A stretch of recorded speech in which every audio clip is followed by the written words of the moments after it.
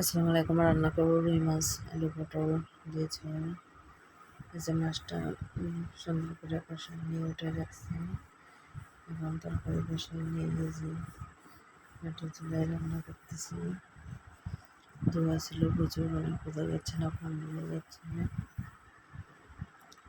এই যে লাকড়ির চুলায় লাকড়িতে রান্না হচ্ছে, দুপাশে দুটো তরকারি আসছে, পাশে ছোটো মাছ, পাশে বড় মাছ। তরকারি সুন্দরভাবে কষানো হয়ে গেছে, প্রায় হয়ে গেছে। এতে রুই মাছ, আলু পটল বেগুন দিয়ে ঝোল,